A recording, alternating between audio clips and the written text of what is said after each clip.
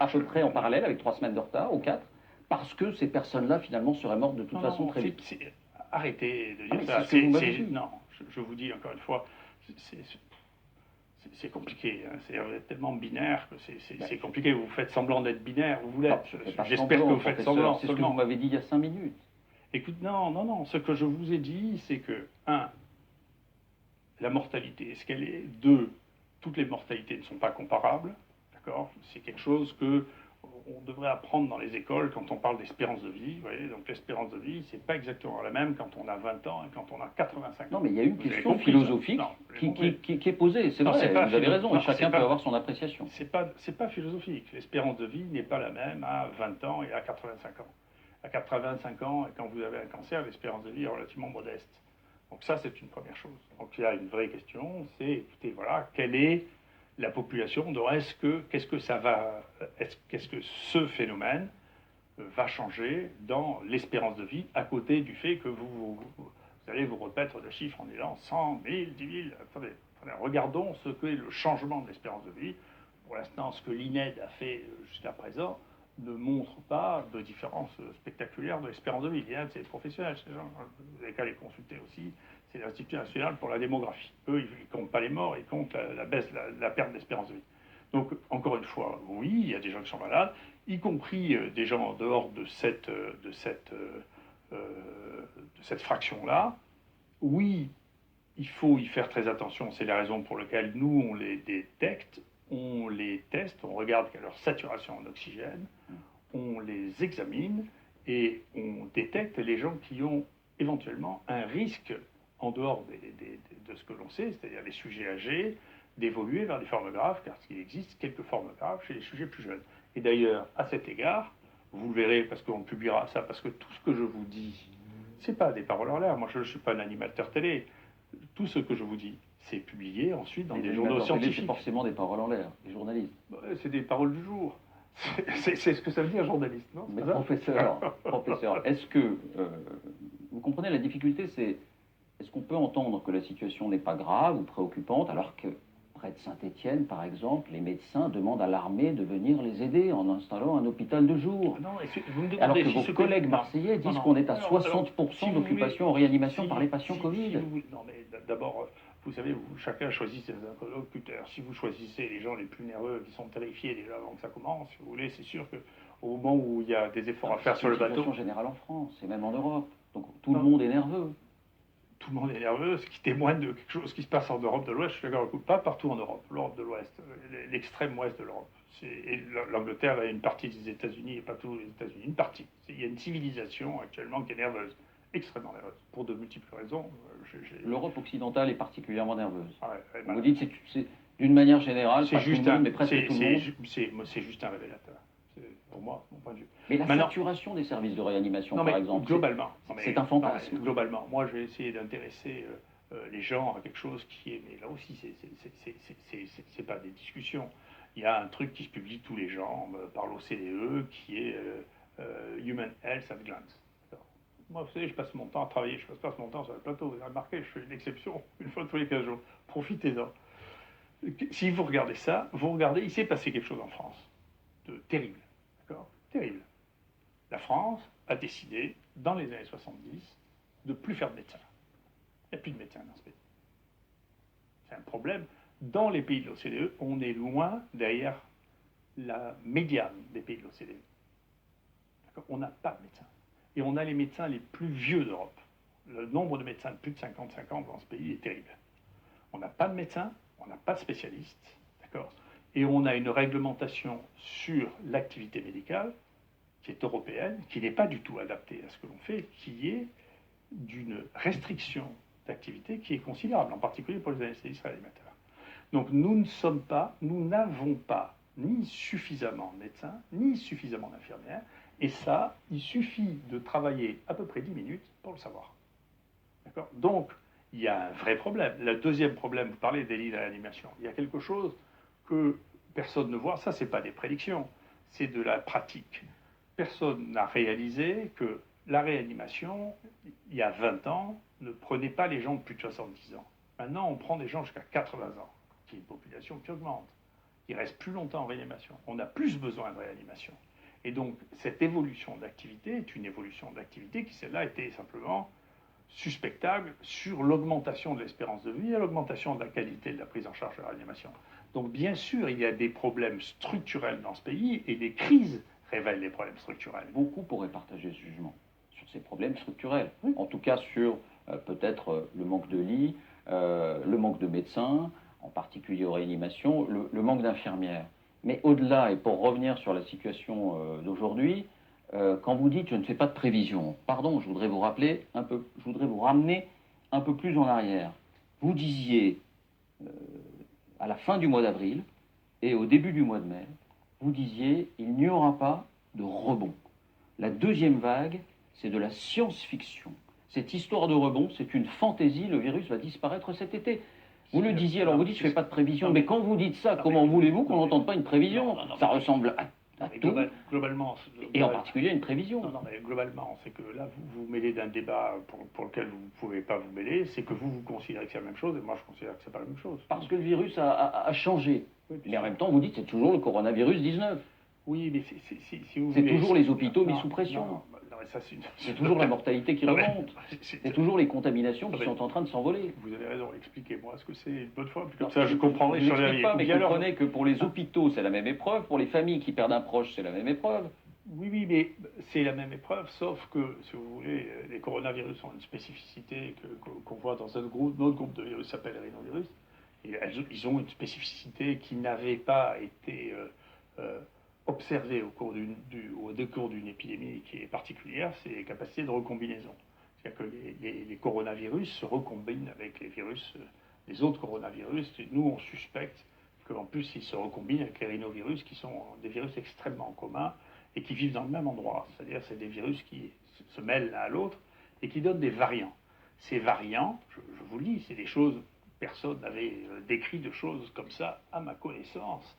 Nous avons des gens qui ont fait une infection, et d'ailleurs vous voyez bien, si les gens pensaient que c'était possible, les gens ne feraient pas du vaccin. Nous avons des gens qui ont fait une infection en mai, qui ont fait une infection en août, avec un autre variant qui n'a rien à voir, et qui, entre les deux, avait une immunité des anticorps. Donc c'est quelque chose que l'on ne connaissait pas.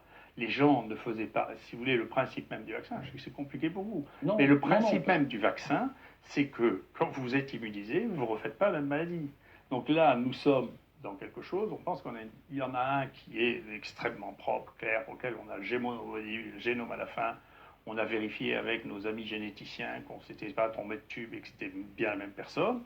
Et on a regardé, il a fait une maladie avec le variant qui venait de Chine, il a fait des anticorps, il a guéri, il a fait des anticorps, il a refait une infection 3 mois plus tard, et c'est un autre virus, un autre variant. Un autre variant, mais le même virus. Un autre variant, sauf la différence, vous savez comment on définit un virus, vous n'en savez rien, moi non plus. Donc c'est un autre variant auquel il était sensible alors qu'il avait des anticorps contre le premier variant. Et donc ça, moi, je ne pouvais pas le dire, ni personne. Ça n'était pas décrit à ma connaissance, ça n'existait pas. Vous ne faites pas 2 fois une grippe A, ni 2 fois une grippe B, ni 2 fois un VRS dans l'année, ça n'existe pas. Je vous pose la question autrement. Est-ce que vous convenez qu'il y a des règles de prudence, qu'on appelle les gestes barrières, le port du masque dans certaines circonstances, à observer? Vous avez fini avec ça? Non, je n'avais pas fini, mais j'attaque le sommet par la face ouest.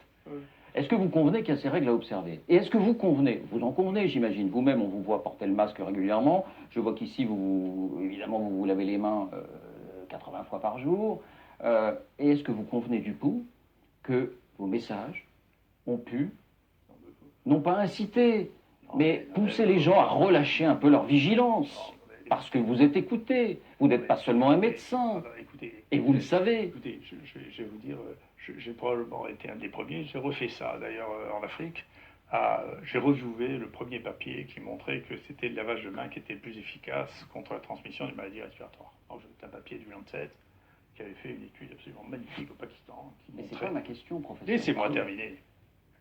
Je ne vous emmerde pas quand vous me posez des questions, laissez-moi répondre. Et donc, bien sûr, nous avons, et d'ailleurs dès le début de la première crise d'infection respiratoire sur le variant H1N1, dit, répété, passer notre temps à dire, écoutez, il faut se mettre de l'alcool sur le main. Je peux même vous dire que j'ai téléphoné au ministre, à celui-ci, à un moment où les pharmacies n'avaient plus d'alcool, pour lui dire, écoute, on n'a plus d'alcool dans les pharmacies parce que les pharmaciens n'ont pas le droit de fabriquer de l'alcool à 70 degrés.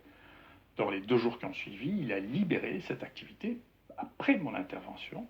Donc, vous ne savez pas le 10e de ce que j'ai fait dans cette maladie. Je suis intervenu et je n'arrête pas de le faire. Je n'en doute pas, maintenant, mais vos messages, ce qu'ils n'ont pas pu conduire à un relâchement. On dit bien que c'est le relâchement en juillet-août qui a conduit à cette reprise épidémique. Vous avez tort, mais vous avez profondément tort. En disant ce n'est pas inquiétant, en disant le virus ne renaîtra pas, même si c'est un variant. Vous avez tort. On ne peut pas, je pensais ça, je pense encore, on ne peut pas sans arrêt surstimuler la population en disant, vous savez, il va vous arriver à des catastrophes, ça va être terrible. Vous allez... Il y a un juste milieu. Non, justement. Affoler, et puis sembler dire que c'est terminé. Le juste milieu, c'est de soigner les gens. Le juste milieu, c'est de soigner les gens. Votre rôle va au-delà du soin des gens. Non, et vous le savez. Mon rôle, écoutez, il y a suffisamment de gens qui jasent, vous avez plein vos plateaux. Moi, mon rôle à moi, il est de 2 choses. Un, je soigne les gens. Je suis très fier, je suis emmerdé à un point incroyable, historique pour soigner les gens. Donc je soigne les gens. Et la deuxième chose, c'est que j'informe sur des données pratiques, vérifiables et reproductibles que j'ai tous les jours. Professeur, vous dites aujourd'hui, voilà, mon rôle c'est simplement celui d'un scientifique qui informe sur mes données et de soigner les gens. Mais ici même, il y a 3 mois quand je suis venu, vous m'avez dit, Olivier Véran me critique, mais Olivier Véran, regardez ses sondages de popularité, je suis plus populaire que lui. C'est bien que vous percevez que votre rôle va au-delà de ça, que vous êtes très écouté. Certains disent même que vous êtes un gourou. Ça ne vous concerne pas vous, ça concerne les gens qui vous écoutent. Mais en tout cas, votre parole, elle pèse. Donc vous ne pouvez pas vous contenter de dire « je soigne » et j'informe scientifiquement. Vous devriez vous poser la question de savoir pourquoi ma parole pèse. C'est une question. C'est que, si vous voulez... Mais elle vous engage, du coup, d'autant plus. Non, mais vous ne devez pas me dire ce que je dois faire, quand même. Vous êtes fou, vous êtes devenu cinglé aussi. Non, mais je peux vous confronter à vos précédentes déclarations. C'est mon rôle. Non, vous confronter à ce que vous voulez. Encore une fois, vous n'avez pas à me dire si je dois être optimiste ou pessimiste, vous êtes fou. Ah non, mais je ne dis pas ce que vous devez dire. Je vous demande si parfois vous n'avez pas péché dans vos analyses et dans ce qui a bel et bien été des prévisions. Monsieur, non, ça n'a jamais été des prévisions. Je vous le dis et je le répète, je n'ai jamais fait de prévision. Je ne fais pas de prévision, c'est pas ma nature.